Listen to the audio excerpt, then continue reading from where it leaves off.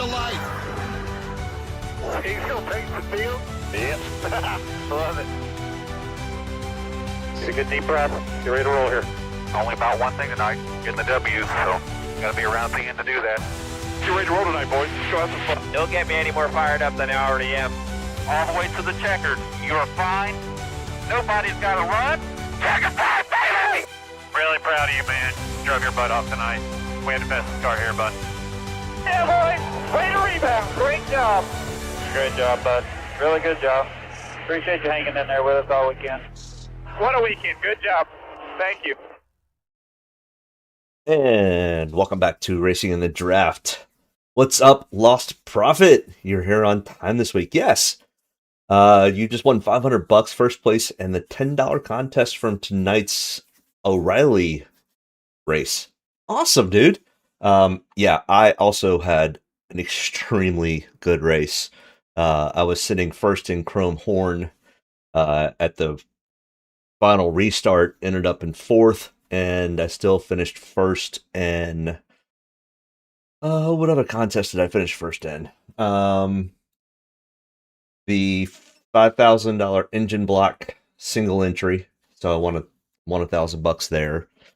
And then, like I said, the Chrome Horn, I finished in fourth. So yeah, good work to us and to you. And yeah, what a great way to start the weekend. I ended up winning $25 in the truck race. And I got about 2/3 of my money back from the Daytona 500 last week. So not all that bad. I just didn't have enough Tyler Reddick in my lineups. But either way, let's get into it, and we can get to the optimal lineups from Daytona, and then we can get into what to expect from Atlanta, which will actually be kind of a cool Atlanta for tomorrow's race. High of 46 degrees and a wind at about 20 miles an hour. So going to be a little bit on the cooler and breezy side for Atlanta tomorrow. But last week's Daytona 500 was not quite what I expected. I expected a lot. I just didn't expect the final lap to be as crazy and as chaotic as it was, but it was super entertaining to watch. I really hope that this is good momentum for NASCAR going forward. The Truck Series had one of its largest audiences on TV. The Xfinity race also had really, really high ratings. The Daytona 500 had really good ratings. No rain out. We got the whole thing off in time. I'm glad NASCAR moved it back. All of those things. Never satisfied. Yeah, hey, I got your message earlier. Would you have won more if Tyler didn't win? Super lucky at the end there. I didn't dig far enough into if Tyler had not won, if my lineups would have done any better. I'd have to go back and look to see. Let me see if I can figure out what I ran of Reddick. I keep track of all that. Let me see what I ran in my builds for Reddick. My percentage used of Tyler Reddick was 23%. Chris Buescher was 37.5%, and he had the highest amount. Here, I'll pull this over. So yeah, I had 37.5 of Buescher, and he had the most points. Tyler Reddick, like I said, I had 23%. Zane Smith, I had 28.5. Bubba, I had 23. Stenhouse Jr., I did not run very much of Stenhouse Jr. I ran 0 because he started 16th, and I just didn't really think that he was going to end up having that good of a finish. And William Byron, I had 47%, and he still got 61 points. So, all in all, the Ricky Stenhouse kind of cost me a little bit. And then I guess the Tyler Reddick piece did. Riley Herbst was another driver who was not in the optimal. I didn't have very much of him. Ty Dillon, I had 23, so not much difference between that. Noah Gregson, I had 21, AJ, but it all depends. I mean, how you just build those lineups and how you can kind of get them involved. I mean, all in all, the picks I had no problem with. Last week, I mean, I would love to say that I had some epiphany on Byron and Busher, but that was kind of almost the given. It was almost the free square in bingo, to be honest. You were right last week. Byron Busher would not hang out in the back. Won me some money. Yeah, I'm glad you won some money. I got your message when I was setting the stream up, and let's rewind it. And let's do it again this week. It's a great week, a great way to start the NASCAR season off by winning some money, and I was happy that I won about $1,000 in the Clash from Bowman Gray. I pretty much, I guess, broke even for the most part at Daytona for all the series going on. And then this weekend, I've started off with a bang, almost 1700 bucks. So good way to start the season off. Gives me some fun money to play with and maybe enter into some of the bigger money categories.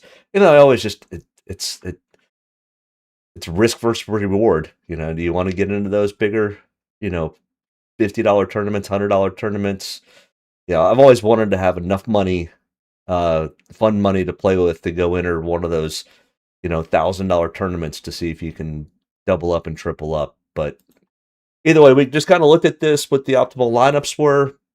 We won't go into full detail, but we did have Bubba Wallace lead 40 laps, which would have given him a partial dominator. So that is something to kind of put in the back of the thought process on maybe we start to see more potentials of slight dominators. Well, I don't think we'll ever see dominators at Daytona or Talladega just because everybody runs so many fast laps. I mean, if we look at it, if you look at the fast laps, we had Ricky Stenhouse Jr. had 9 fast laps. And then if we look at the guys that didn't make the optimal, AJ Allmendinger had 12. And that's honestly where the bulk of your dominator points come from are in those fast laps because they're almost a half a point each. They're 0.45 per fast lap, where lap sled only give you a quarter point. So Bubba Wallace leading 40 laps only gave him 10 extra points, where AJ Allmendinger leading 12 laps gave him about 5.5 points. So almost half as much and didn't lead a lap and finished 19th. So the dominator points are still extremely difficult to get at Daytona and Talladega. Now, Atlanta begins to get a little bit different. So let's put Daytona in the rearview mirror. Let's head to Atlanta, where last year's winner, Chase Elliott, locked himself into the next round of the playoffs that we don't have to worry about this year because that's non-existent anymore. So no more winning you're in, no more winning you're advancing. But winning does help. Lost Prophet says it's a lotto ticket, but I'm going to throw a bunch in the $20. The $20 3 max or the $20, are you talking about the big pot, the $20 big pot? Yeah, I mean, it's definitely a lottery pick, especially at these super speedways. But if you play it smart, it could definitely end up being pretty good. I think somebody actually asked last week who would be the sneaky pick. I can't remember exactly who I said, but Zane Smith definitely would have probably been one. I can go back and look at that actually because I have everybody else's percentage. Zane Smith was 11% owned, so that's actually pretty low on the ownership scale. Ricky Stenhouse Jr. was 9%. So yeah, having Zane and Ricky or one of the two would have probably netted out pretty well. I'm trying to see if yeah, those are probably two going to be probably the best. I mean, Joey Logano. I mean, even Joey Logano was 14% owned, which is crazy. Trying to see what Cole Custer starting in 23rd. He didn't make the list. Cody Ware. where was Cody? I mean, Cody Ware was even 9% owned. I mean, it's the whole thing is it's just so spread out. But either way, there's not a whole lot of secret when it comes to these super speedway builds. It's just like Lost Prophet said, it's just getting lucky and hitting that lottery pick. So, but either way, let's head to Atlanta. They reconfigured this track, I guess, 4 years ago. We've been racing on it for quite a while now. We kind of know what to expect. It's very, very similar to Dega and Daytona with a slight mix of Michigan. So I think you almost put Atlanta and Michigan in the same pot because even in the Xfinity and truck race, tires weren't a premium, but they made a difference. It gave the drivers in both of those races, the guys who had fresher tires, it gave them the ability to run high, low, in between, in the middle, and make passes when they needed to make passes. If they had the run and they had the tire underneath them to complete the pass, it was very beneficial. So tires are important. They're going to continue to get more and more important as Atlanta continues to wear. And it will still always be a fast track, just the way the banking is laid out.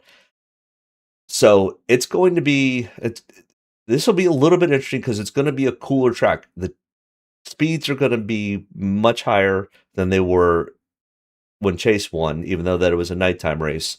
I mean, we're talking like 30 degrees difference in temperature. So the tires are going to they're not going to wear as fast, but because of the speeds will actually end up putting a lot of pressure onto the tires. Regardless, either way, we're still at a drafting track. They'll get some separation. Handling will be an issue. With the wind blowing at 20, gusting to 30, could be a possible issue, but not something I'm overly worried about or changing into my lineup builds. So I think this is kind of set up. Build it like you normally would for most of your Talladegas and Daytonas. You want to kind of stack the middle to the rear. But when we look at previous optimal lineups from the last 4 races, and this is incorrect, that's 25. I'll fix the other one when we get to it. But if we look, Alex Bowman started 9th, finished in 3rd. That's a top 10 starting spot. Same thing with Brad Keselowski, started in 6th, finished in 2nd. Still almost, I mean, they were within 15 points of Ricky Stenhouse Jr., who started in 31st, finished in 6th. So we didn't have a true dominator, but they started up front, stayed up front, led some laps, 32 and 46 of 260 laps. Not dominator realm, but good enough to end up in the optimal lineup. So, and once again, didn't have to spend all the money. $2,000 left over on the table from the fall race last year. Spring race from last year. And I'll always call it spring and fall for the first race and second race, regardless of what time of the year they fall. But the first race of last year, they did have green, white, checkered. And they ended up finishing pretty much 3 wide. That was with Carson Hocevar, Kyle Larson, and Chastain, I think, right? No, Bell, Larson, and Hocevar all finishing pretty much 3 wide at the start-finish line. Incredible finish. We've had some amazing finishes in Atlanta. It's such a cool track. But we didn't have anybody starting in the top 16. I mean, 17th for Kyle Larson was the only one that was close. And that really drove the points up because you look at the difference. It's 78 to 60, 74 to 60. So, I mean, I guess it didn't change a whole lot, but either way. And this is something to kind of take into account when we start to go through our calculator scenario on where we want these points to end up to be in the optimal. And right now it's 62 to 70 is kind of what puts you in those categories. And then if we look at the 2024 race, once again, we're seeing a little bit of a different pattern compared to Daytona and Talladega. Austin Cindric and Joey Logano both starting 5th and 7th, respectively. Joey winning the race, but Austin Cindric leading 92 laps helped him out, even though he had a negative place differential. But the points weren't quite as high. We're talking, I mean, Daniel Suarez got 75, but 66 to 50. So that's a much different swing than what we saw in last year's races. And kind of the same thing in the first Atlanta race from 2024. We didn't have quite as high of points. It was kind of in that 54 to 61 range. So if we start to look at it, we have 62, 70, 54, 61, and a lot of them in the 50s. So I think probably we're going to be able to build about the same as we did for Daytona. We're looking for that 60-point range to probably be in or close to the optimal. You might be able to go a little lower, maybe a little bit higher, but I think 60 is kind of the little sweet spot that we're looking at. And then if we look at the top 15, that's what I always like to find. I always like to try to find who are the drivers that are most likely to be in the top 15 in points, and how many points do they need to score to get to that average. And if we look at those four same races, it's 31.5, 41.5, 37, and 40, which is an average of 37 points. So we're looking on the bottom end of 37 points to be in that top 15, and 55, 60 points to be in and or around the optimal. So that'll be important when we get into looking at the calculators and putting people on the calculators and finding what they have to do, where they have to finish, how many fast laps, and those types of things. So just kind of keep that in mind once we get to the drivers. Dominators, we never have fast lap dominators. We have about half of the guys that will lead enough laps. But we do have some guys that start up front, stay up front. If we look at the fall race from last year, we had 3 guys that started in the top 10 that finished in the top 15. 2025, the first race was 3, 2 in the top 5, 1 in the top 10, 4 in the first race of 2024, 2 in the top 5, 2 in the top 10. So we're not going to completely fade the top 10, but there are definitely some select few that we might want to target. Like if we're looking at here, so I've got them on the ranking system, who has the best potential chance to give us some points from the top 10? It's Chase Elliott, Joey Logano, Ricky Stenhouse Jr., or Brad Keselowski. I think Tyler Reddick starting in first is going to be tough. Joey has the potential because he likes to get out in front at Atlanta and lead a ton of laps. And with him starting in second, I see him absolutely being able to get out front and probably leading most of the first stage, or at least until the first caution / pit stops that they make. So, just a quick glance at this. Joey Logano seems to be fairly safe. Chase Elliott seems to be pretty safe. Chase Elliott led a ton of laps in the second race, or the fall race last year here at Atlanta. Bubba Wallace is maybe. I'm going to fade Tyler Reddick. I don't like starting the pole position. It's just he would have to lead a ton of laps and finish in first, and that's just going to be a tough feat to do back-to-back weeks. Bubba Wallace starting in 9th, not a bad pick. It's 25 on my ranking system. And then it just falls off a cliff. Busher, even though he does pretty well at super speedways, he could be a sneaky pick. But Josh Berry, Zane Smith, and Riley Herbst, I'm probably fading definitely those 3. So there's definitely 4 to 5 of the drivers that I'm definitely going to fade out of the top 10. But I probably won't go very heavy either. I'm probably talking maybe 10, max 15% of any of these drivers. So I'll have a little bit of ownership, but not a ton. But we'll dig into each of the drivers right now, starting with Ryan Blaney, 10,200. Once again, price should not be a major concern. Now you can't just stack the first 6 drivers, nor would I think that'd be smart, but it wouldn't fit anyways. But it just doesn't make sense. So typically you're going to end up having money left over. Don't be scared if all of a sudden you make a build, you think you like the build, and you've got $4,000 left over. Perfectly fine. Like we saw back here, we had 2,000, 3,400, 2,000, 600. So I mean, there was only $600 left over from the first race of 2024. So it's not quite as dramatic as Talladega and Daytona, but don't worry if you have $3,000 left over after you build your lineup. You're like, ooh, I kind of like that. Oh gosh, I'm leaving so much money on the table. It's okay. It'll be perfectly fine. But Ryan Blaney. So anybody that's new here, in fact, anybody that's out there, make sure you hit the like and subscribe button. We do this every Saturday night at about 9 o'clock for most of the Sunday races. If it's a late Sunday night race or Saturday race, we'll either do Saturday morning or Friday night. And then, of course, Martinsville, I always go to Martinsville.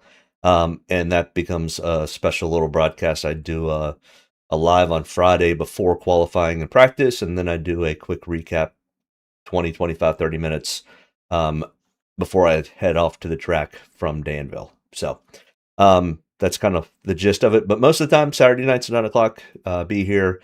Make sure you hit the like and subscribe button, hit that little bell icon, and you'll get notified when I go live on Saturdays.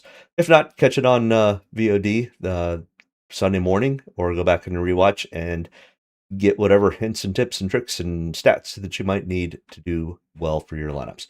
All right, Ryan Blaney. So let's get into this for anybody that's new. The top line here is the last at 5 Atlanta races. That translates down here to this line here. So the last 5 Atlanta races, Ryan Blaney does not have a win. 3 top 5s, 4 top 10s, 4 top 20s, a 28.7 Draftkings average, a 28.7.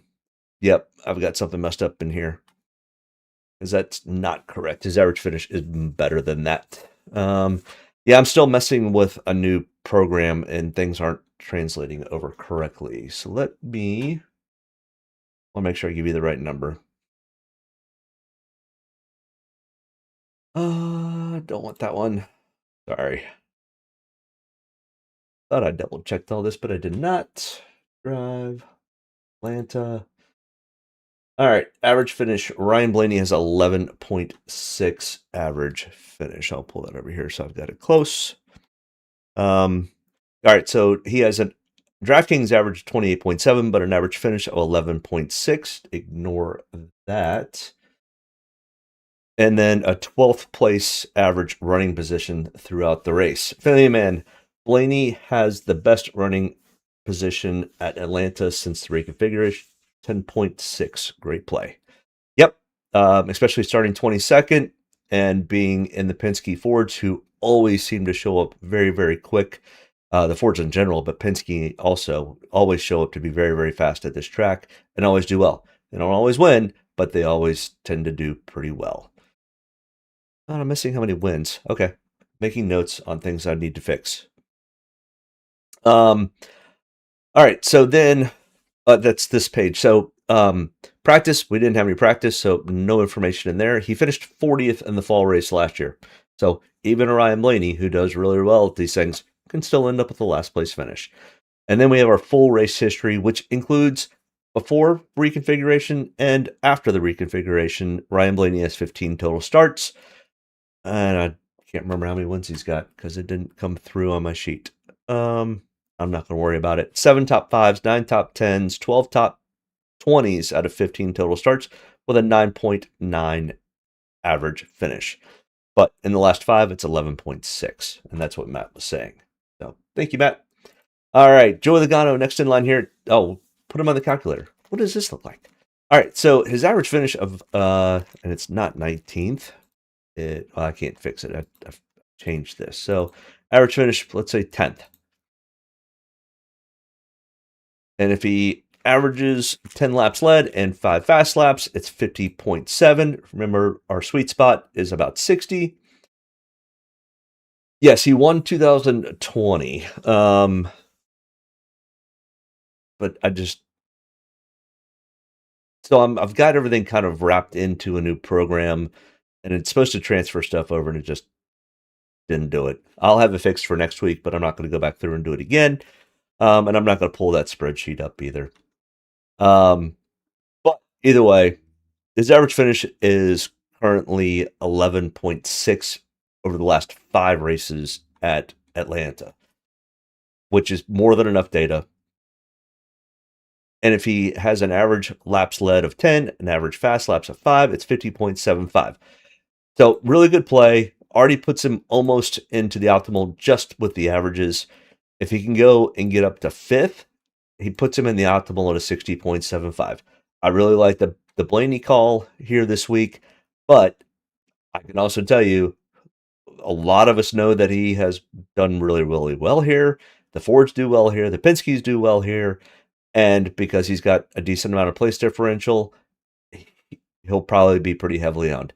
I would put it in the 40%-ish range, maybe 35. Who was our highest ownership guy from last week? Because I talked about that. William Byron was 54% owned, and I had 46%. Busher was the second at 49, and I had 37. Austin Cindric at 42, I had 33. So those were the top three, were 54, 50, and 41. So, great example of you're damned if you do, damned if you don't type scenario. Austin Hill for today's race, starting in whatever it was, 20th, was 67% owned in the Chrome Horn event for the O'Reilly Parts race this evening. Well, he didn't have a bad finish. He actually still made the optimal lineup. And 66% of those lineups probably did well. If you didn't have them, if you're on the 34% side, you probably didn't finish well. My lineup that ended up winning did have Austin Hill in it, along with others, but it was kind of almost the same type of scenario that we're talking about with Brian Blaney starting in 22nd. It's have them. It's the free square. If the free square bites everyone or half the crowd, okay. If it wins for half the crowd, okay. So I would run my lineups very similar to last week with William Byron. I'm going to probably have somewhere in the 40, 45, 50% range for Ryan Blaney. 2022, you're correct, is when they increased the banking. And Ryan Blaney has run very, very well ever since they did that, and he ran well there prior. So no real surprise there. Same thing with our next person, Joey Logano, at $10,000, starting outside pole position in second. He does have one win here in the last 5 races, 1 top 5, 1 top 10, 3 top 20s. He has an average finish over those last 5 races of 18.8. So a little better than what he did at Daytona, and a 15.9 for his total 24 starts. I'm real curious now what the... I hate not having information that's correct. All right. Joe Logano has 2 wins. Ryan Blaney has 1 win. Okay. Over. All right. Now that I have all the information on this other sheet, I can give it to you as we go through it, even though it's not correct on the visual sheet.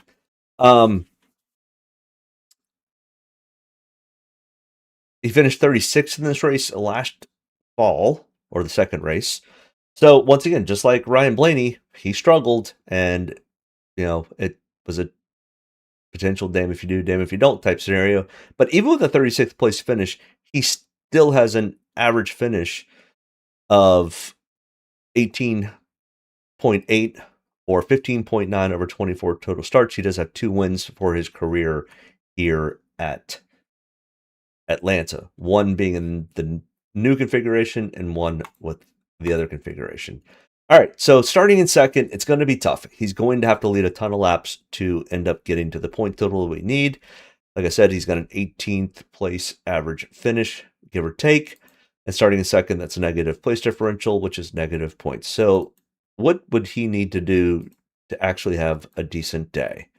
So let's start in second, finish in second, but let's lead 60 laps. What's the most anybody? I think the most laps led since the reconfiguration. Let's see. Laps led 51 by Joey last fall. 56 by Alex Bowman. 47 by Cindric. 92 by Austin Cindric.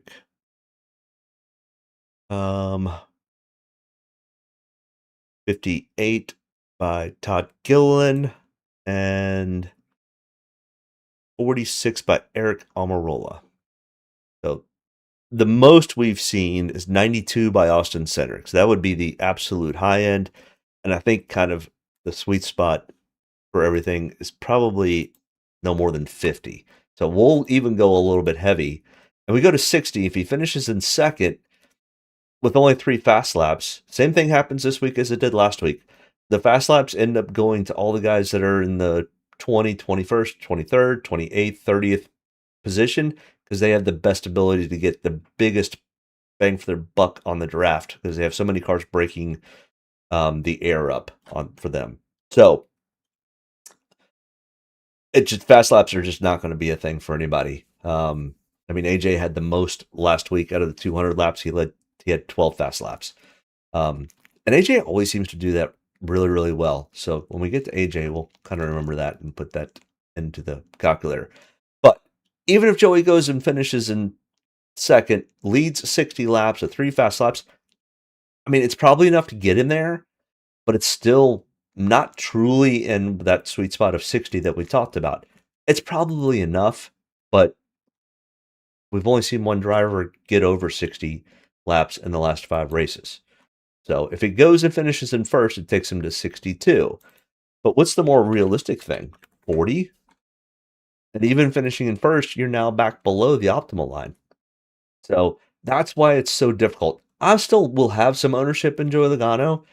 It'll be, like I said, probably 7 to 10% is probably where my ownership will fall with Joey. Chase Elliott, next in line here. We're going to run in the same position with Chase Elliott. Really good at Atlanta. He's from Atlanta. But starting in fourth, it's just going to be tough. But 9,900 in the last 5 races, he's got 1 win, 1 top 5, 2 top 10s. All 5 races, he's finished in the top 20. He has an average finish of 11.4, which is actually better than Ryan Blaney over the last 5 races, not since the reconfiguration, but in the last 5 races. And a 46.8 Draftkings average. He did win this race last fall. He has a total of 2 wins here at Atlanta for his career. In fact, I'm just looking down. The only other drivers to have 2 wins here at Atlanta are William Byron, Kyle Busch, Brad Keselowski, and then 1 win for Bell, Hamlin, and Suarez. Those are the only guys to have wins at Atlanta that are starting the race tomorrow. So we're not even going to worry about the rest of it. But let's put him on the calculator. Let's kind of see what we get here.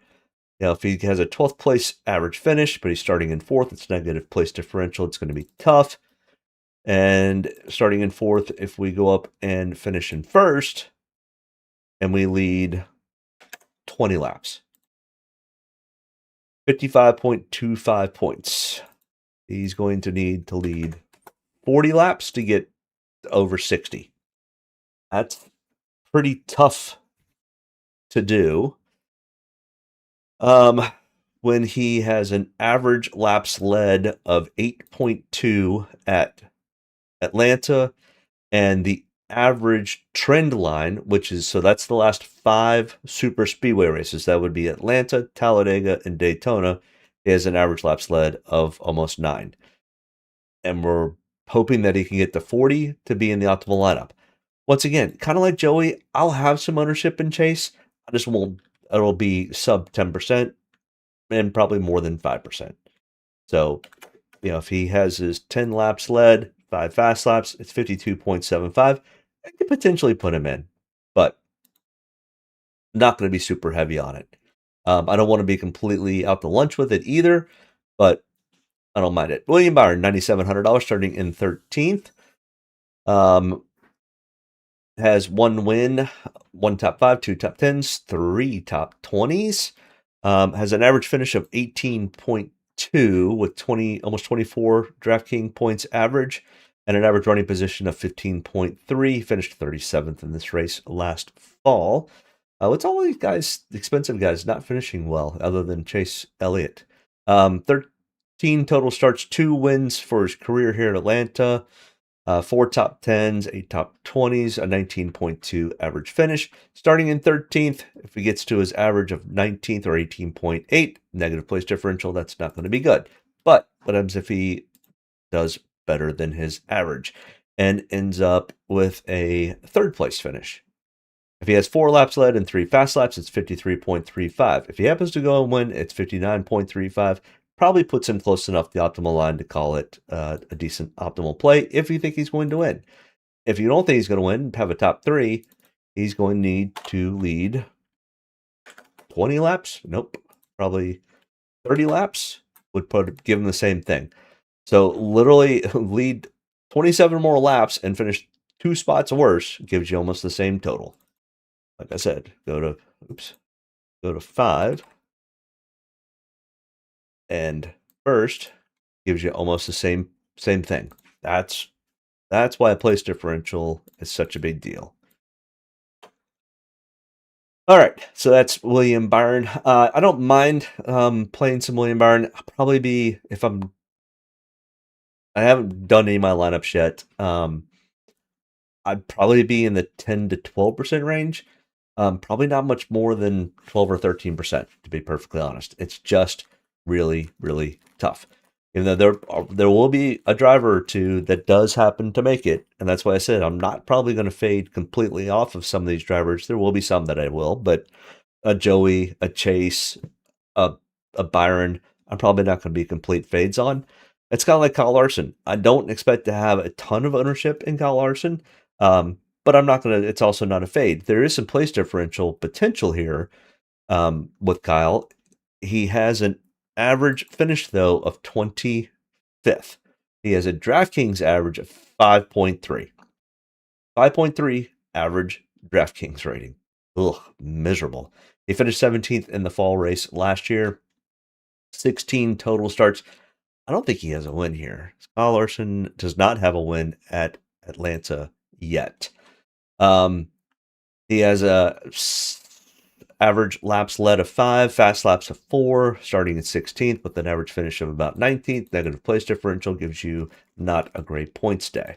So if he goes and gets 5th, it gets him to 53 points. So he's really going to honestly need to be 3rd or better to get him close to that optimal line, which, kind of, in my opinion, puts him very close to the same boat as Willie B and Joey Logano. So I'll have some ownership, but I'm not going to be super heavy on it. All right, Christopher Bell, $9,200, starting in the 32nd spot. Lots of place differential here with Christopher Bell. He has an 18.4 average finish over the last 5 races and a 36.9 DraftKings average and an average running position of 23.1. 11 total starts with 1 win to his credit, with 3 top 5s, 4 top 10s, 6 top 20s. Not too bad. Lots of place differential here. Even finishing in 21st only would net him to 33 points, 34 points. So can he get up to 10th? 10th will get us close. 57.85, and if you can go and lead 10 laps, would put him really, really close.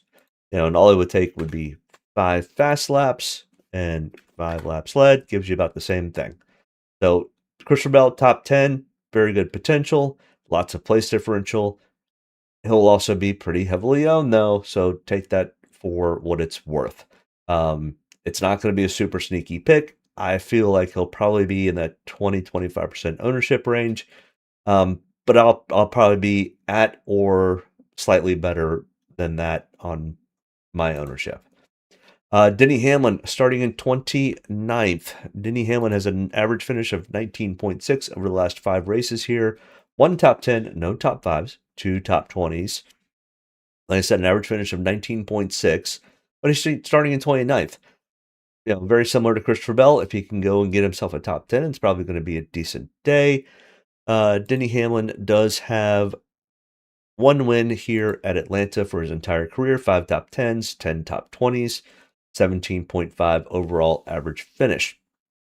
So starting in 29th and finishing his average at 23rd, only nets us 27 points. But if he can go and get a top 10, he's at 55 points.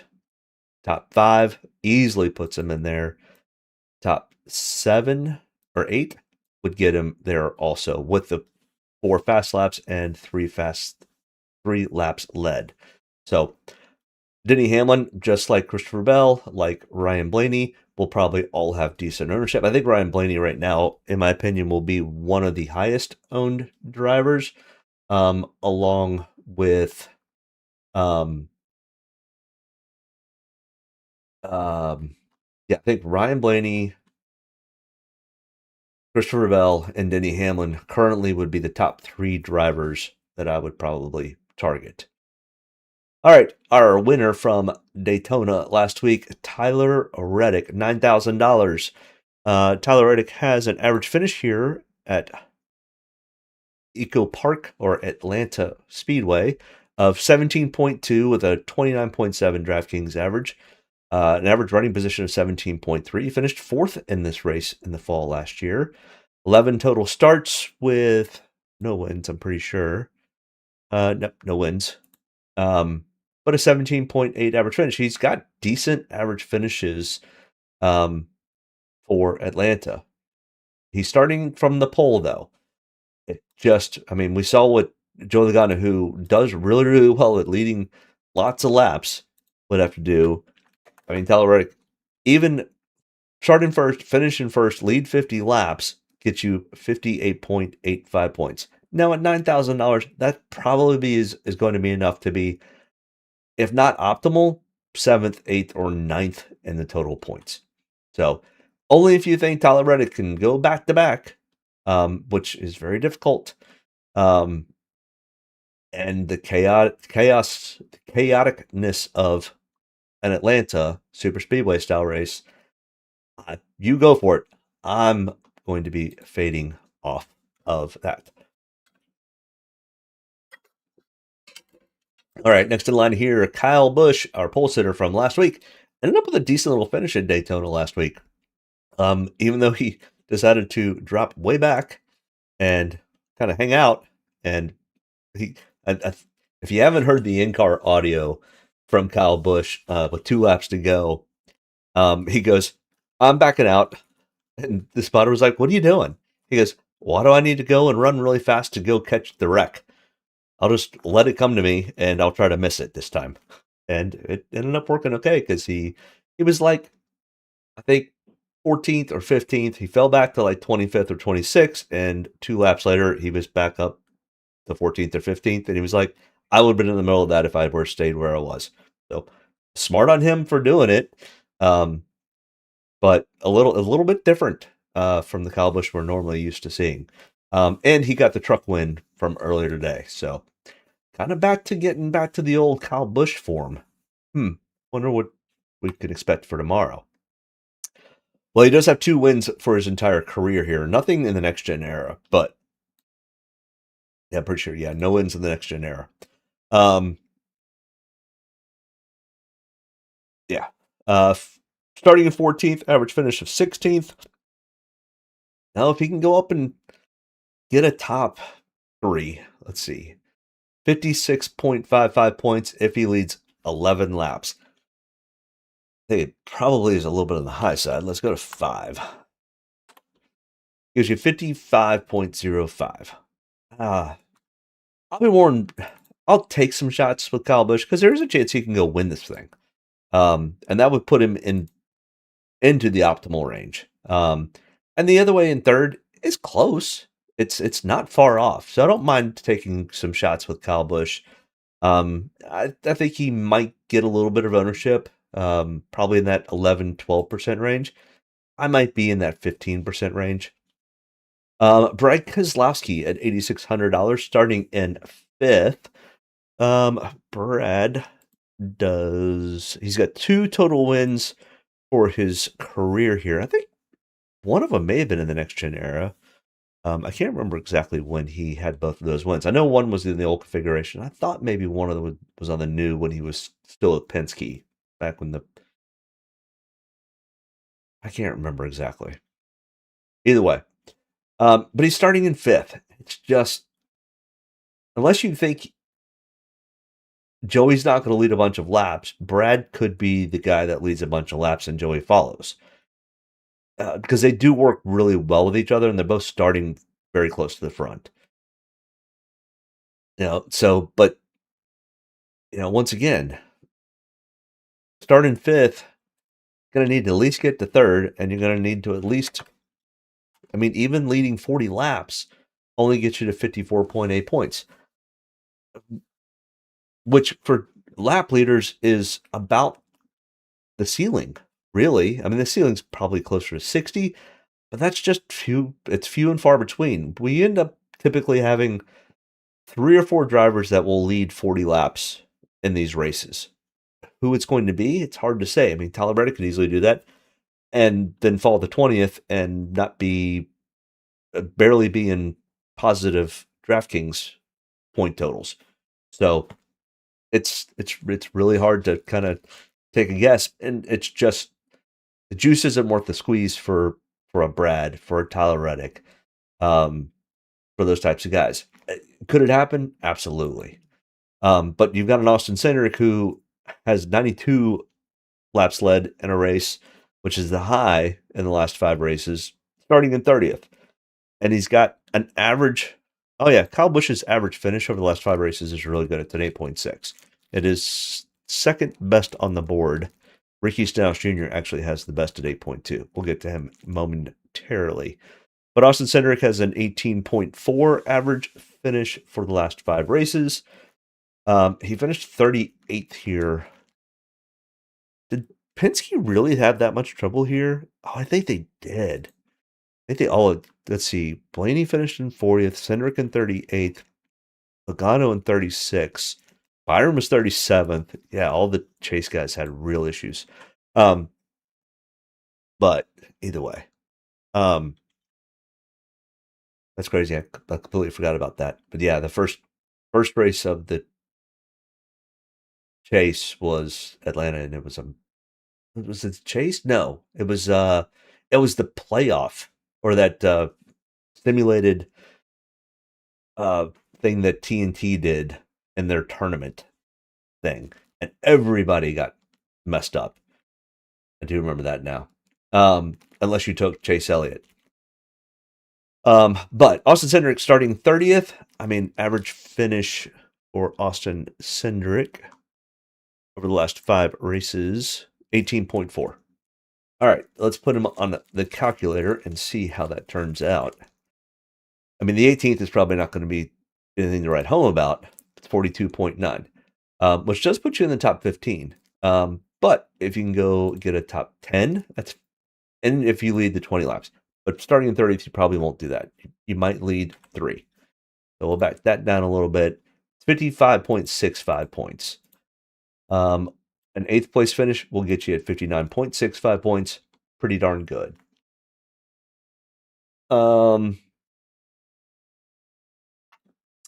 Chase Briscoe has an average finish, a whopping 29.4. That's why he has a negative 3.7. Negative 3.7. I didn't stutter. Negative 3.7 DraftKings average for Atlanta over the last 5 races. Wow, that's ugly. Starting in 34th, though, he did finish 35th in this race in the fall last year. Never has finished in the top 10 in any of his 10 starts, and only 3 top 20s for a 24th place average finish. Man, Chase Briscoe and Atlanta really don't go well. This could end up being kind of one of those sneaky picks, as everybody's going to be like, ooh, I'm not touching that. But starting 34th, 12th place, pretty much needed 10th place. Top 10, 61.05. If you lead 5 laps, that's probably going to be tough to do from way back there, but we'll give you 2 just in case you happen to cycle through. 60.3 for a 10th place or better finish. I'll have some Briscoe. I think there's a real opportunity for him to kind of do much better than his average. All right, Chris Buescher, $8,200, starting in 7th, is driving that RFK Ford, but they're starting really far up front. And Buescher has a 19.8 average finish, a 19.7 DraftKings average, an average running position of 15.6 over the last 5 races here. He did finish 9th in this race last fall. Never finished in the top 5, only 5 top 10s. If we put it on the calculator, it's gonna. This is one I'm probably not gonna have much interest in. It's just gonna be so difficult. He's gonna have to go out and lead 25 laps, 35 laps to get to that 60-point mark. He could possibly pull it off with the 25 lap sled. It's just, but you're also talking about him finishing in first. Even if he goes and leads 35 laps and finishes to 4th, he's now at 52.65. Not a bad points day, but it's still not at that 60-point optimal range that we probably need to get to or be close to. Ross Chastain, $8,100, starting in 21st.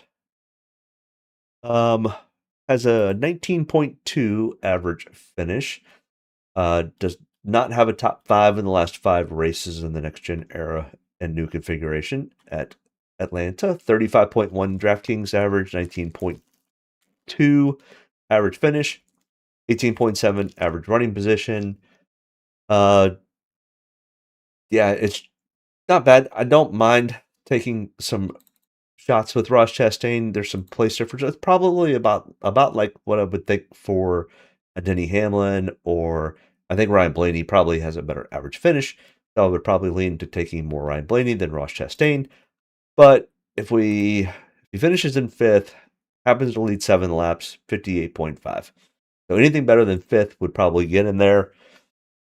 And if he is finishing up that high, he possibly does lead a few laps. This track does have a tendency to have lots of different leaders throughout the race, but no real dominator, except for Austin Cindric that one time. Carson Hocevar, 7,900, starting in 15th. He did get himself a nice solid 2nd place finish or 3rd place finish in this race 1 year ago, and then backed it up with a 10th place finish. The place seems to really like Carson Hocevar. Also really likes Daniel Suarez. Both these guys tend to run this track extremely well. And of course, Carson and Daniel Suarez are teammates this year. So along with Michael McDowell. So maybe we see some good things out of Carson Hocevar.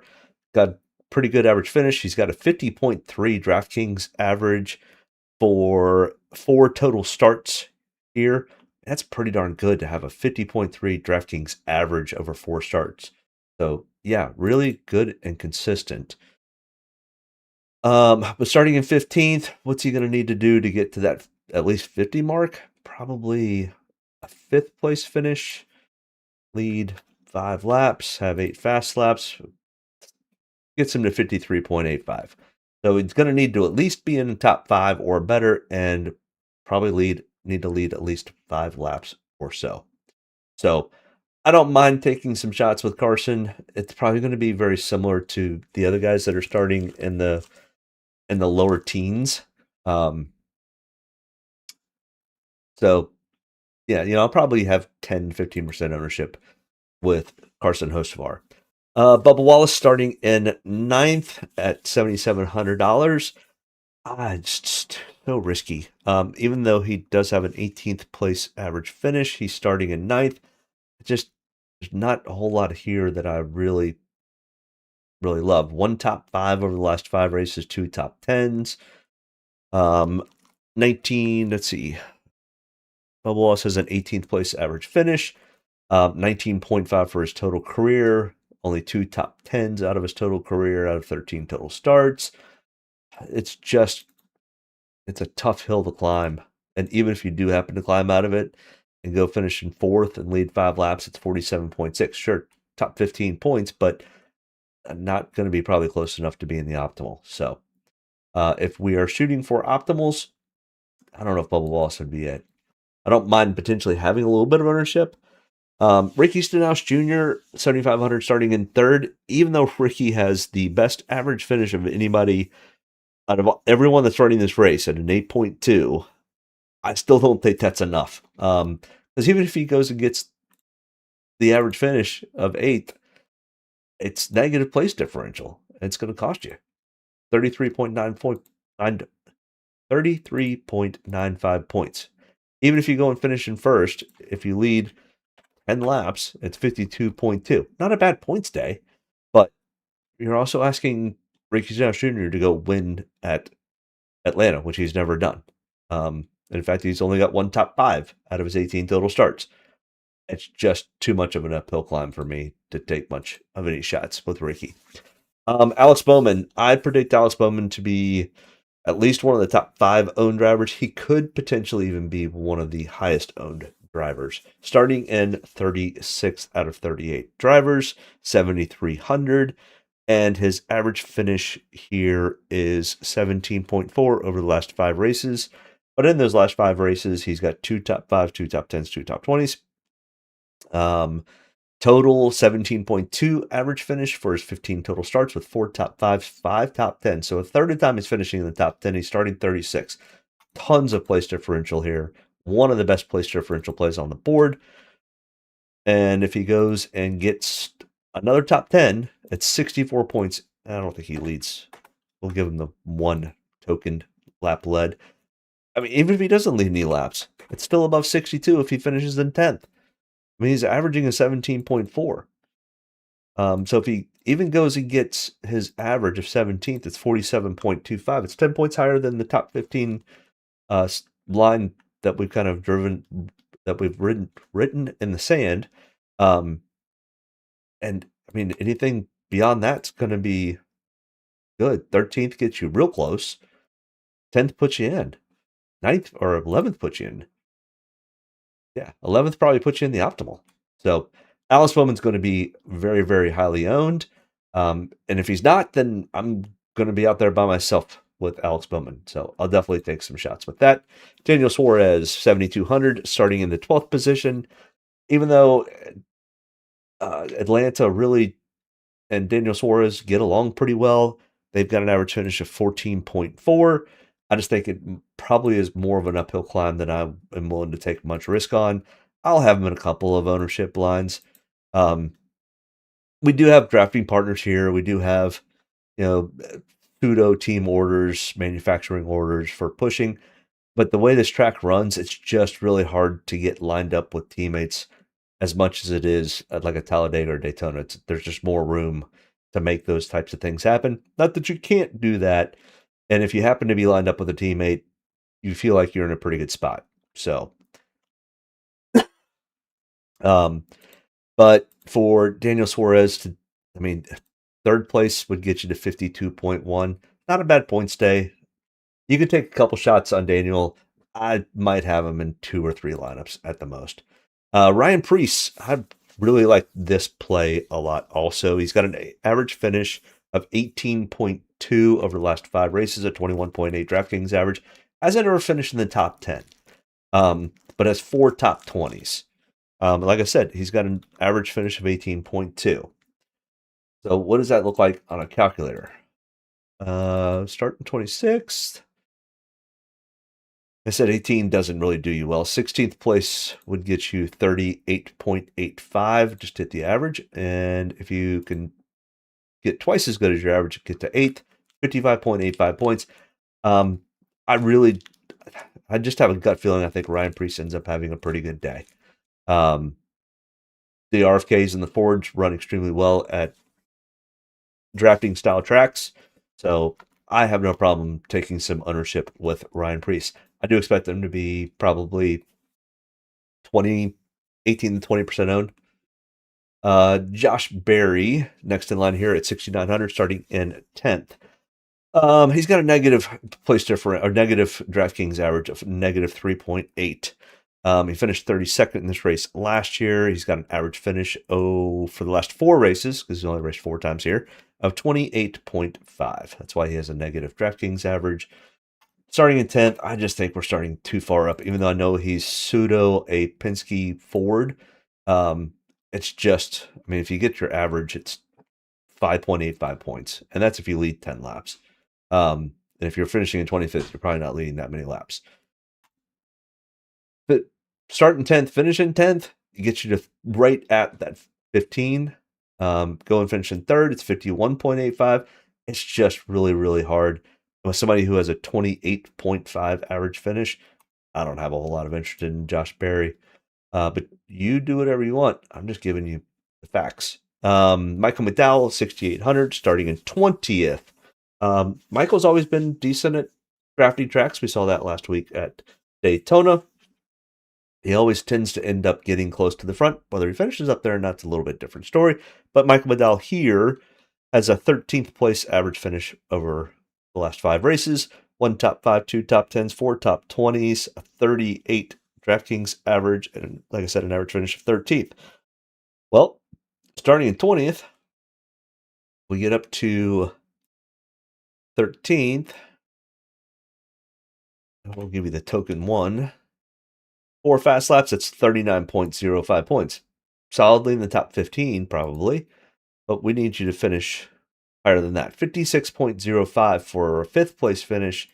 Top 3 would get you probably into the optimal with a 3rd place finish. I don't mind taking a couple of shots with Michael McDowell. There's enough place differential here to take those chances. I wouldn't go super heavy. It's kind of right in that middle zone of, yeah, you could run him. Yeah, you could do without. Connor Zilic, 6,700, has only run this race in a Cup car once, and he finished 11th. Pretty good finish. 58.4 DraftKings average. Pretty good. Finished 11th, like I said, in the one race that he ran. So starting in 31st, now he got tied up in some messes at Daytona. Some of it was on his own, but still got tied up in a couple messy spots. I mean, little if he just goes and if he can repeat and have another 11th place finish, we're not even talking about getting to a top 10. Go and get an 11th place finish for Connor Zilic. It's 53.65 points with 3 fast laps. Probably not fully making the optimal, but definitely in the top 10, probably top 8. So I don't mind probably taking some shots with Connor Zilic. I'll probably be in that 15 to 20% ownership range with Connor. Ty Gibbs. Will Ty Gibbs get a win this week? Seems to be a theme every week. Will Ty Gibbs win? Maybe, maybe not. Starting in 25th. Ty Gibbs has an average finish for the last 5 races here of 21.4. He has a 23.7 DraftKings average. Total career starts of 6, never finished in the top 5, 2 times in the top 10. Starting in 25th, though, we got a little room to move up. Like I said, his average finish is 21.4, so that probably won't do much good. How far up does Ty Gibbs need to finish? 8th. And I don't think he leads that many laps. So we'll give him the token 1. 7 fast laps gets you 56.4. I mean, at $6,600, that's pretty darn cheap. So I think a 7th place finish would probably get Ty Gibbs in or right at the optimal line. So I don't mind taking some shots with Ty Gibbs either. He'll probably be in that 15% ownership range. Don't love it, don't hate it. If it burns me, great. If it helps me win, great. I'll have it, but I'm not like super pumped like it would be for an Alice Bowman. I think Alice Bowman is kind of the free square this week. Ty Gibbs, maybe. He's not gonna be superly high owned. He's not gonna be super under owned. He's gonna be in that 15 to 20% range, and that's probably where I'll fall. Austin Dillon, 33rd. Austin Dillon has an average finish of 19.8. Not super great, but not bad. 20.7 DraftKings average. In the last 5 races here, he's got 3 top 20s, a 22.9 average running position. 33rd, there's a ton of place differential here. If he can just keep himself out of trouble and not do anything dumb on pit road, gets to 13th, it's 52.5. 10th would get you real close to that optimal line. So I don't necessarily mind taking some shots with Austin Dillon. I expect him probably to have some decent ownership because he is a pretty good drafting style driver. He does have 3 top 20s, no top 10s in the last 5 races. So, even if he can get up to 20th, it's not a great points day by any means, but 38.5. It puts him in the top 15. And that's really honestly what you're looking to find. You want to find those top 15 drivers and just mix and match as best you can through your lineups. All right, Eric Jones starting in 23rd. Eric Jones has an average finish over the last 5 races of 19.6, so pretty close to Austin Dillon.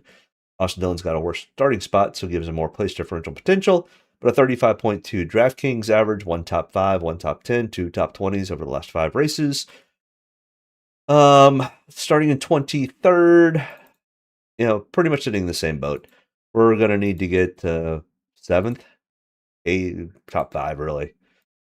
5th or better, get you to 59.05 points. It's close enough to probably call it an optimal at $6,300. That's going to be a tough pill to swallow. Considering he's only finished in the top 5 once in the last 5 races and 2 times out of his total 14 starts at Atlanta. Anything's possible, but I'll have some ownership. It's not a complete fade, but it's probably going to be closer to like the 10% ownership. Todd Gilliland had a rough go at it last week at Daytona. With that being said, he gets to start 35th for us. So just like his teammate last week, I really like the Zane Smith call. I'm just going to flip it, and I'm going to say I really like the Todd Gilliland call, and I don't like the Zane call this week. So starting in 35th, and he's got an average finish of 22.2. Not real good. In fact, his partner Zane Smith has a better average finish than Todd. But considering Todd's starting really, really far back, I'll take some ownership with that. If he can get up to 12th, laps led. Let's give him the token 1. 56.5. Pretty safe bet. I don't mind taking some ownership. To get to that 60, he's going to be 11th? 10th. 10th will get him there, 61.5. So top 10 for Todd Gilliland starting at 35th. I'll definitely take some ownership. He'll be decently owned. He'll be in that 25-30% range. I don't mind kind of sharing in that realm. Because what was Zane was 28. I had him 28.8, and the field had Zane at 11.84. So I was actually really heavy on Zane. I expect Todd to go a little bit heavier than that this week, but he might only be 15%, and I'll be in the 20-25% range. So maybe it's slightly sneaky, but I don't think it is. Zane Smith starting in 6th has an average finish over the last 4 races here at Atlanta of 18.5. A 27.7 Draftkings average. He finished 7th here in the fall race last year.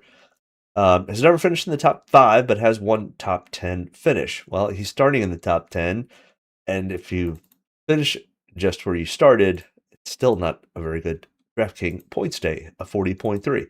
Get you in the top 15, but you're not going to be really scratching the optimal lineup. So I will probably fade off of Zane Smith. He's starting too far up for me. Just like Noah Gragson is also, because we also look at Noah Gregson's average finish in Atlanta. And this place really does not. Atlanta does not like Noah Gragson in the new configuration. I think he actually won here in the Xfinity Series under the old configuration. But he's got a negative 2.6 DraftKings average, an average finish of 32.4 over the last 5 races here at Atlanta.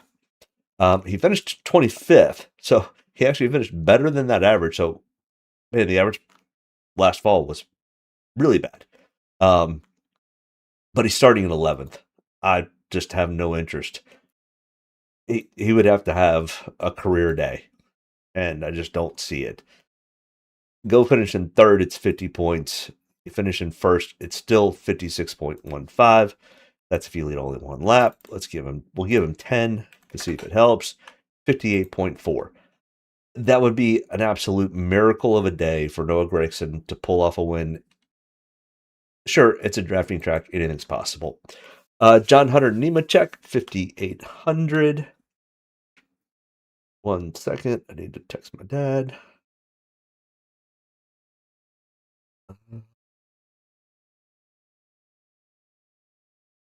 My son just got home from New York City.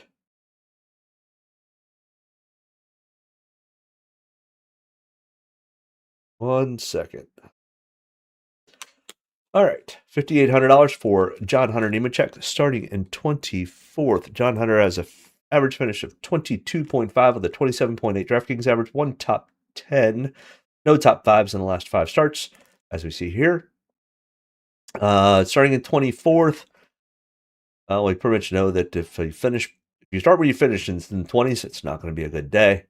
He would need to get close to 10th.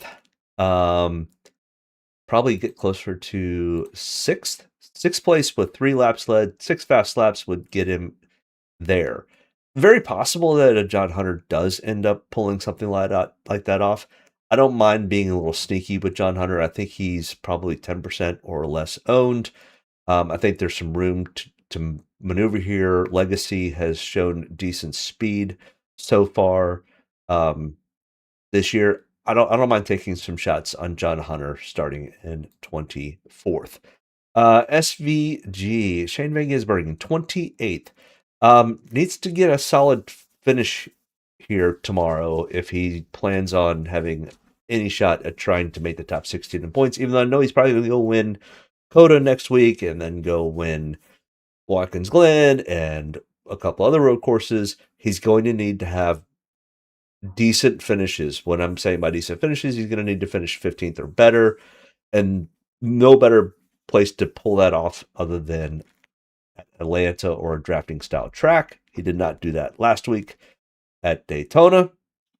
So he's going to need to try to work on just getting a really good, solid finish. So if he can make it up to 15th, does that help us at all? I don't think it does. 43.3. I'll take some shots just in case he happens to miss a big one and can, get up to, 9th or 10th. It's 56.3. I'll have some ownership because there is some place differential potential here with Shane, but I'm not expecting a whole lot. So I'll probably be in that 10% ownership range. AJ Allmendinger, 5,600, starting in 19th. AJ has an average finish, believe this or not, an average finish of 9.7. It's like the 4th best average finish out of the group. And that's now that the sample size is not as big because remember he wasn't running full-time Cup Series 2 years ago. So it's only 3 races. But 45.1 DraftKings average, and for those 3 races, he's finished all 3 times in the top 20. Well, he's starting in the top 20, so may not that be that big of a deal. But he averages a ton of fast laps. Average fast laps of 7 at Atlanta and 7.6 for all drafting tracks. Not sure he goes out and leads a bunch of laps or anything, but 19th, if he can go and get a 10th, it's not a thing to write home about, but it's 46.4 points.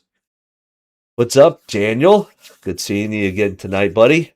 Hopefully, if you were playing any DraftKings last weekend and this week, and you have done well. A couple people here have won some money so far this year, and it's good to see. Always good for myself and the listeners to cash in early so we can play with some house money for the rest of the year.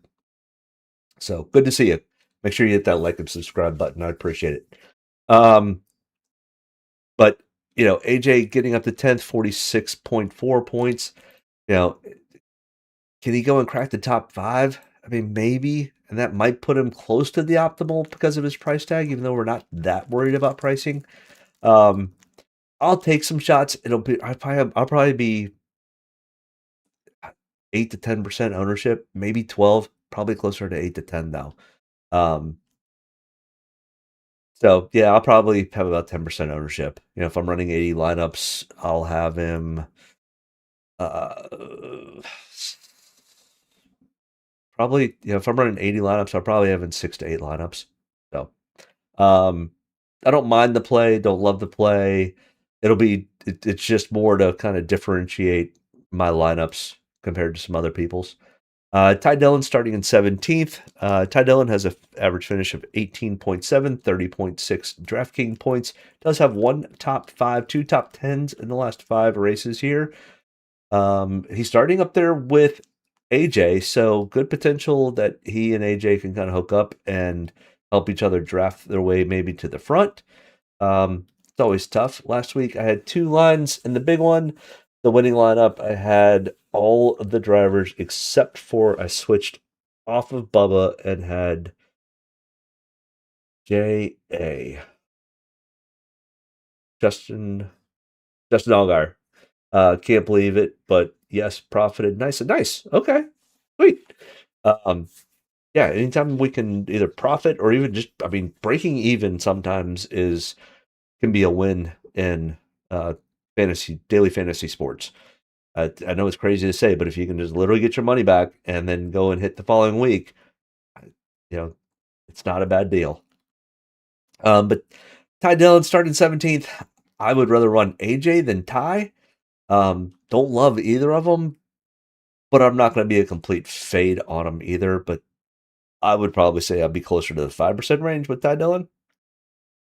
Daniel says I had Reddick in all 5 or 6 of my lineups I played. Wow. Okay. Yeah, that's really risky. But good for you. Considering, what did I say his ownership? What was Reddick's ownership? Tyler Reddick's ownership was 20% for the field last week in the Chrome Horn. So, wow, for you to be, that's really, really heavy on the field there, Daniel. Okay. But good for you. Glad you were able to call that shot. Wow. Boy, that's risky. So Ty Dillon, 17th. It would take a top 5 for him to be viable for an optimal. Top 3 realistically. That's a tough pill to swallow. Riley Herbst starting in 8th. It's even way worse of a tough pill. Riley has an average finish over the last 2 races. The sample size is really small, but 22.5. And his whole body of work is just not that good. He got lucky last week, to be perfectly honest. And he kind of really almost screwed up a lot of people's races. So he doesn't have a whole lot of friends out there on the track right now, to say the least. So I am a complete fade on the Riley Herbst play. Cole Custer, on the other hand, average finish of 29th. That's not great. The sample size is small. It's only 3. And out of those 3, he's got 1 top 20. Starting in 27th. But the Stewart Haas, or the Haas automation drivers, or Haas tool, whatever you want to call it, Haas. It's not Stewart Haas anymore. It's just Haas. Are now Chevys. They have an alliance with Hendrick, Inspire. So he's got some partners out there for drafting. He's got some technical alliances. They've got some setups from those guys. I don't mind playing some Cole Custer starting in 27th. I think it's worth the risk is worth the squeeze. So if we start in 27th, get up to what, 11th, 10th, probably 9th. 9th will get you almost 55 points, and at 5,300, that could possibly pull you in there. Of course, you want to finish better, but I think on the low end, 9th would get you real close. Cody Ware starting in 18th. I'm sorry, but Cody is starting way too far up for my liking. Even though Cody Ware has an average finish of 26, which is not bad for a Rick Ware car, but starting in 18th, I'm not even going to put on the calculator. It's just a negative place differential. BJ McLeod starting in 37th. There are some potentials here because actually, if we look at the 3 guys, which I consider to be bottom of the barrel, and they are price-wise also, Cody Ware, BJ McLeod, and JJ Yaley, the best average finish, and he's got the largest sample size, is BJ. 5 total starts. He's got 2 top 20s, an average finish of 21.4. He's starting in 37th. they had something break on his car last week. I'm sure that they have, and they also kind of spur of the moment got into that race last week. So I expect they're going to look over this car with a fine tooth comb, and they're going to double and triple check everything. If we can get BJ to his average finish of 21st, 38.35. It's not probably going to be good enough, but if he can squeak out a 17th, no, 15th, go and get a 15th place finish, $5,100 at 51 points. It may not make the optimal, but I think he gets pretty low owned. I mean, he was starting pretty far back last week at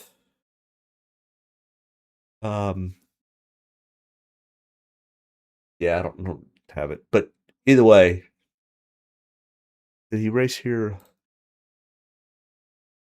BJ, 8% owned for this race last year.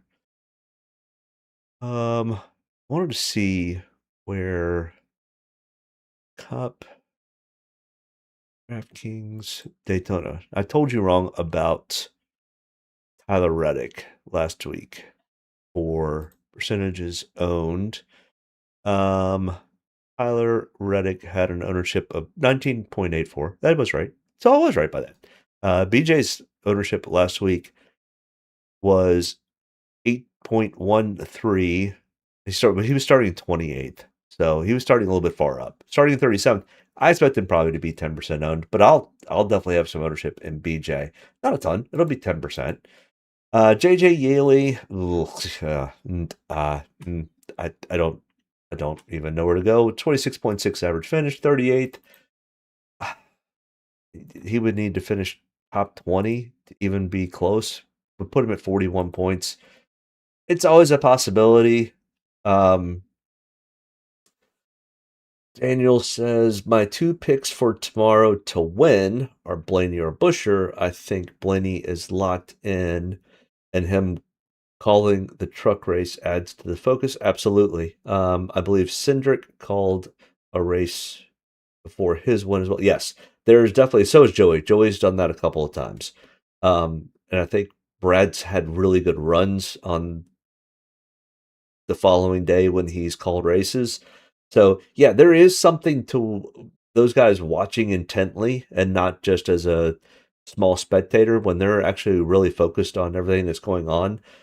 It definitely has a tendency to show through to the following cup race. It's not as good as like a Carson Hocevar or a Ross Chastain who ran a really, really good race, or a Kyle Busch.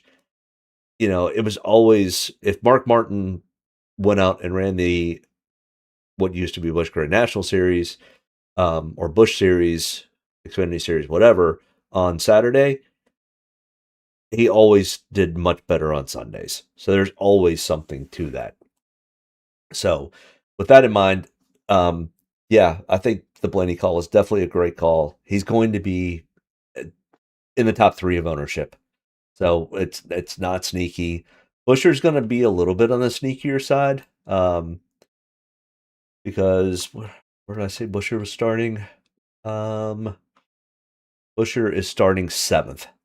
I mean, for a win or a top 5, maybe that's a decent play for a bet. But I mean, is he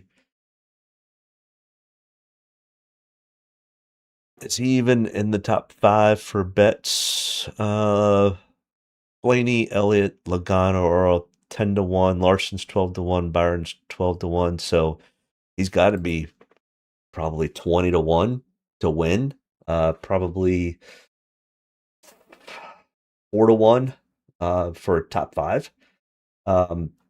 Says I felt like last week was very simple with stacking back strategy. Yeah, I don't think that is going to be the key for this week. I think there's definitely something that, if you happen to miss the beginning, go back and watch the beginning. We'll take a quick glance at it real fast. We're starting to get kind of long on time here. I don't even see a time limit. I mean, we're about an hour and a half in, so trying to make these things a little bit shorter. But the fall race from last year, the race number 2, Alex Bowman and Brett Keselowski both started top 10. So definitely not a stack to back. The spring race, or the first race last year, was a stack to back. But both of the 2024 races had drivers that started in the top 10. So it's not necessarily a complete, you have to start everyone from the back. It still is a safer play. But I think to be sneaky or to find the sneakier or less owned picks, I think finding those guys that are starting in and around that top 10 range could be a decent strategy that could end up taking down a tournament. So just kind of keep that in mind. I don't think you run every lineup you have with one or two guys that are starting in the top 10, but I would not be a complete fade out of them either. So I really don't like Tyler Reddick starting in first. It's just he does okay at these tracks. It just he's not Joey Logano, he's not Ryan Blaney, he's not Chase Elliott. That could come to bite me, but I don't think it will. I mean, what was the ownership of the pole sitter last week was Kyle Busch, and he was 9% owned. I cannot believe that. Chase Briscoe was almost 8% owned. That's insane. Joey Logano was 14%, and everybody else was stacked in the back. Ryan Blaney was 17%. I still can't believe this. People were putting guys for Daytona that were starting in the top 10. Daniel says, I don't know if you saw my comment above my last one. I had Reddick, and last week I had 2 lines in the big one. So I'm not sure which one you're talking about. My 2 picks for tomorrow are Blaney to win are Blaney and Buescher. I think Blaney's locked in. Yeah, we talked about that. I believe Cindric called her. Yep. Okay. Must be something to it. Yes. I'll have to rewind and listen as I'm working on my second nursery. Okay. Your second nursery. You got another little baby coming, Daniel? Congratulations if that's the case. But I plan on playing in a few SEs, throw a Hail Mary lineup into the big contest. Any tips and try to spike? Yeah, I mean, I think I just went over that. Yeah, I think, to differentiate is finding, the 1 or 2 guys that are starting kind of in and around that top 10, like a William Byron starting in 13th, a Chase Elliott starting in 4th. I think Joey, because he's always run this track well, will have some ownership. A Bubba Wallace, maybe. I don't really love that call. Don't like Stenhouse. Keselowski could potentially win this, but I don't know how well that ends up translating in a tournament because I don't know how many laps he would end up leading. Buescher starting in 7th might be sneaky. Josh Berry in 10th. I don't really like. Zane, no. Noah, no. Herbst, no. Cody Ware, no. Ty Dillon, no. I don't mind the Byron play. I don't mind a Busch or a Larson or a Hocevar's not bad. Suarez starting in 12th could be really, really sneaky. Oh,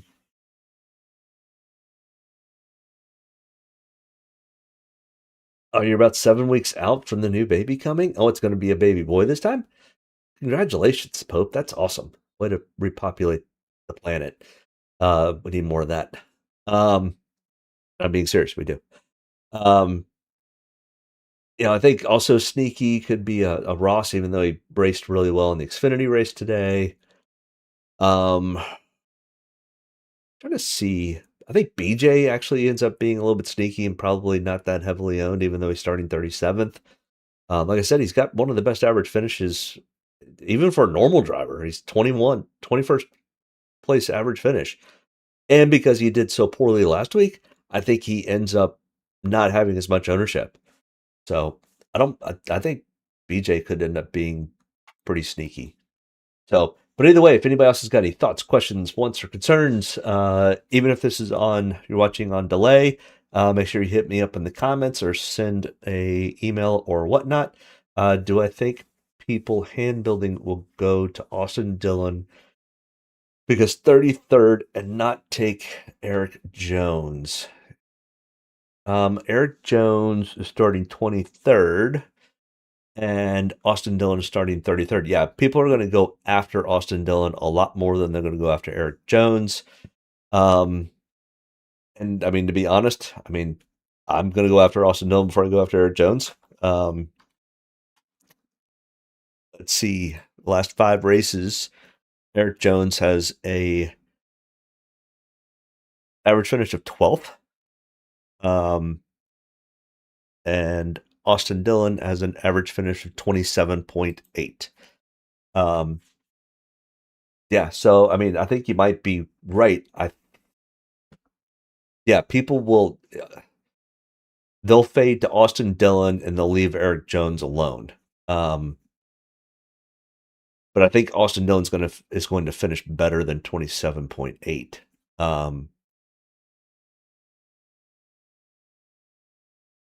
Austin Dillon's best finish over the last 5 races is 22nd, where Eric Jones's best finish is 5th.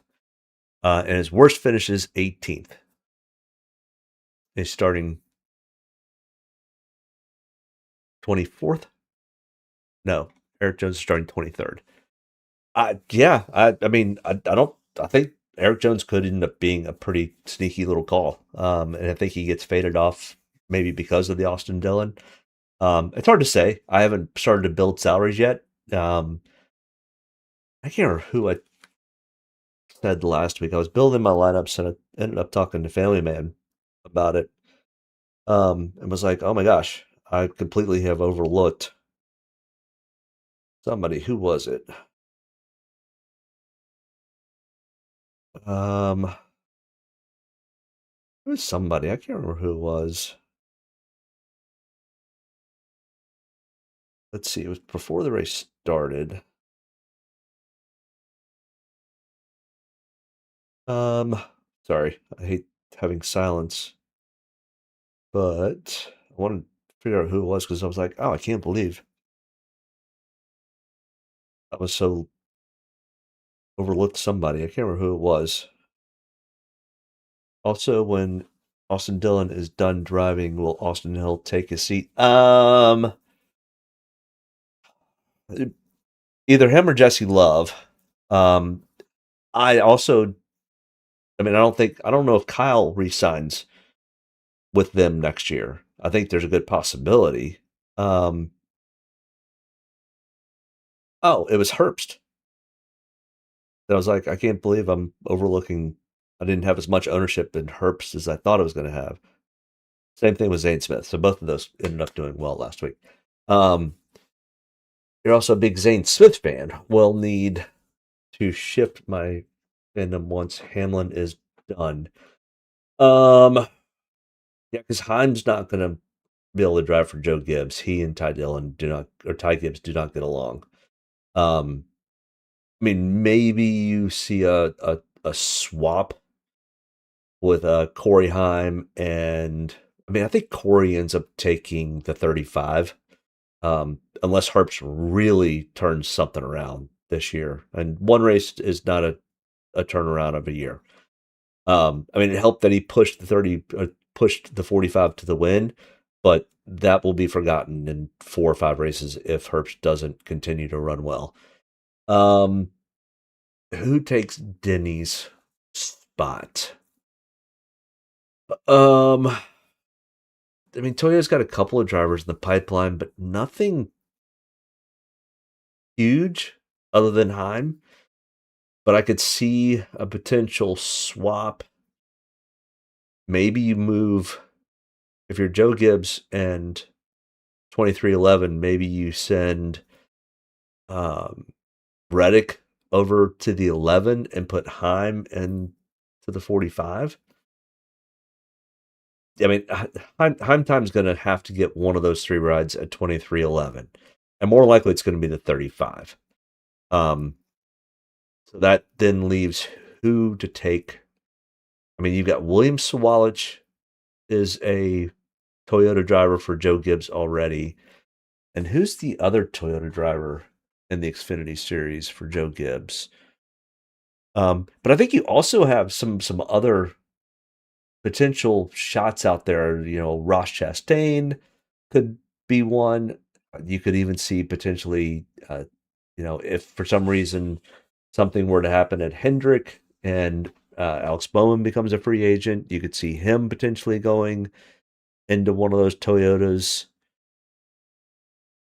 But I want to look at who were the Toyota drivers. Oops, I meant to look at O'Reilly schedule, I guess, maybe.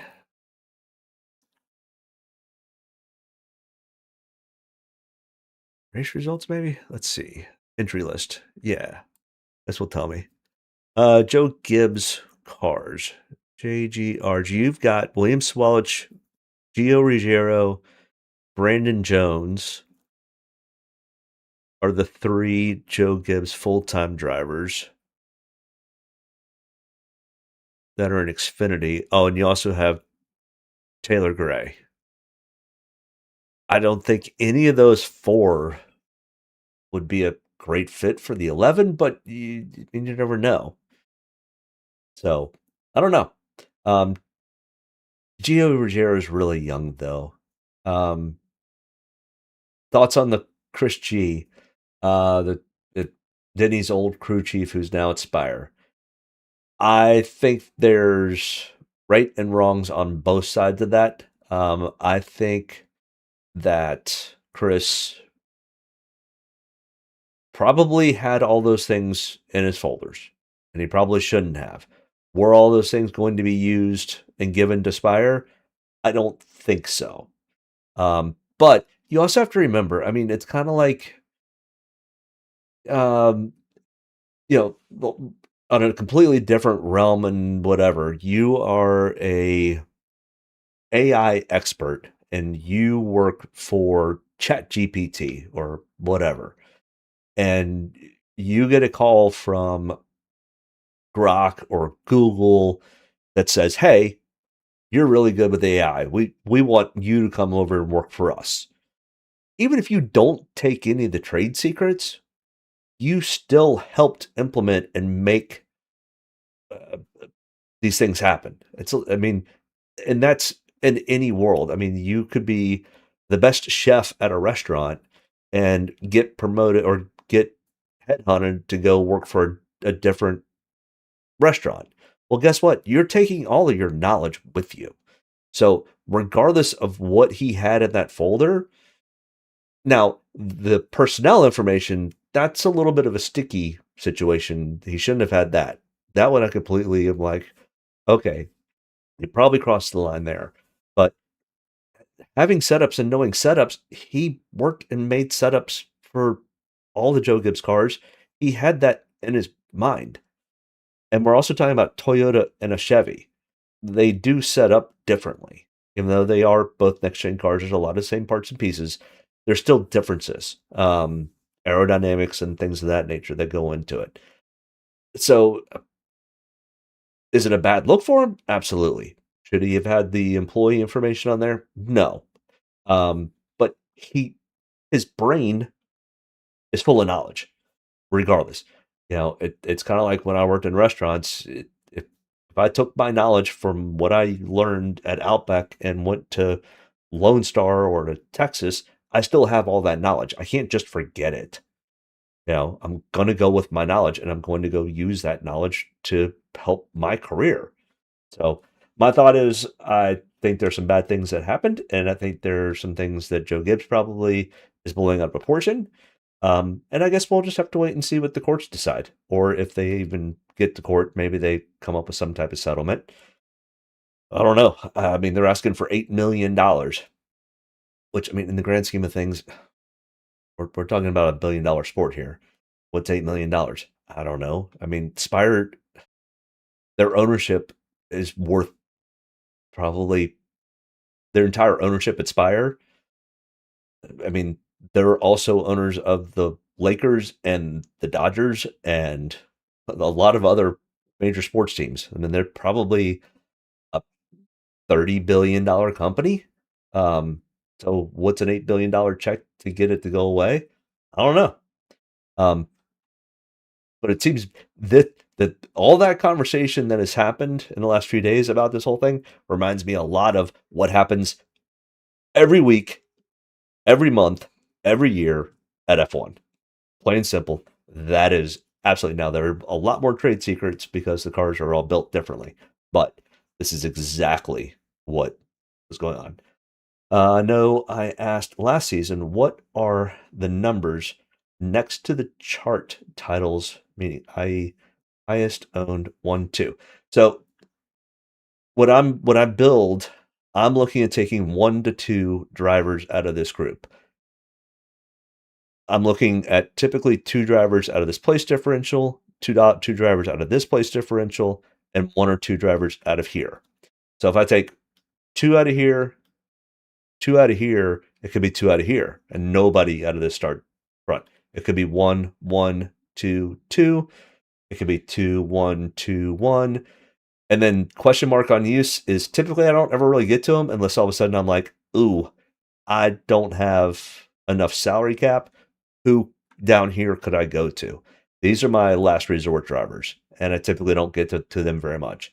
Most of my build is coming from these top 2 boxes, depending on what type of track. Highest owned and place differential. I expect the highest owns to be, they're like the free squares. They're 30, 40, 50% owned drivers. The place differentials for super speedways are typically all going to be in the 20% range or higher. The start up front, that's why it's an orange. Next week, it'll be different. This will be back to a green. And then this will be kind of the orangey color. So that's what the 1, 2, 1, 2, 2, 1, 2, 2 is. And then question mark on usage. Hopefully that answers that question. So, but as far as the Chris Gabehart and Joe Gibbs and Spire, I think it's par for the course for motorsports, to be perfectly honest. Yeah. Maybe, like I said, the personnel information probably was the worst part of it all, in my opinion. But yeah, Daniel, you're more than welcome. Once again, I'm going to probably get off of here, let you go finish doing your stuff. But I appreciate everyone tuning in again this week. Next week, we will be looking at COTA, our first road course of the year. And then after that, we finally get to some normal style tracks. We get kind of into the heart of the season, and we get into some regular builds. I love the super speedway builds because I do really well at them. Hence why I ended up doing really well today. But it'll be nice. I'm in the process of buying probably another computer, and I'm going to run a Claudebot, and I'm going to start having it do a lot of different scenarios and background information. I need you to create a builder with your setups for us. I'm hoping that's what Claudebot can help me with, and help me set up making an optimizer. So, but it's one of those things. I don't know much about programming. I don't know much about how to use AIs, but if I don't get started on it now, I'm going to end up being left behind. I'm seeing more and more, a lot of the guys that do this same type of content, that I'm still beating on a weekly basis with just the stuff between my ears, are starting to use some of these Claude bots and Mott bots and those types of things, and using AI to help decipher a lot of this information. So I don't know if it'll end up being helpful, but I think I need to start to learn the process. So in 2 to 3 years, I'm not further behind. So I tend to agree with your line of thinking so much. Yep. Thank you. And last season, allowed myself to switch off my gut more. You're more than welcome, Daniel. Last week felt great being decisive and then paying it off. I think we're kind of in the same boat this week. Find your, your core drivers, and then find 4 or 5 that you think probably could do well. Don't run them a whole lot, but run them. And just continue to build. Always take notes. That seems to be a really good thing, especially for each of these different tracks that you end up running. I still have all of my setups, all of my lineups, all of my notes for the last 5 or 6 years, for all these different tracks, what ran well, what didn't run well.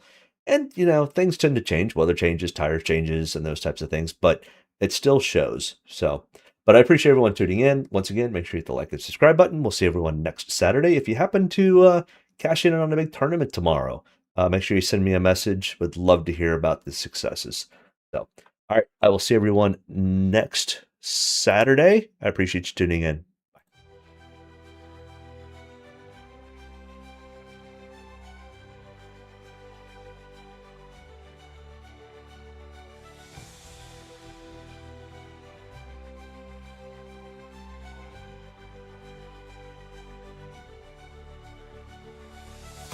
Gentlemen, start your engines. 40 cars coming to life. Can you still taste the field? Yes. Love it. Get a good deep breath. Get ready to roll here. Only about one thing tonight, getting the W, so gotta be around the end to do that. Get ready to roll tonight, boys. Go have some fun. Don't get me any more fired up than I already am. All the way to the checkered. You're fine. Nobody's got to run. Checkered back, baby! Really proud of you, man. Drove your butt off tonight. We had the best car here, bud. Yeah, boys. Way to rebound. Great job. Great job, bud. Really good job. Appreciate you hanging in there with us all weekend. What a weekend. Good.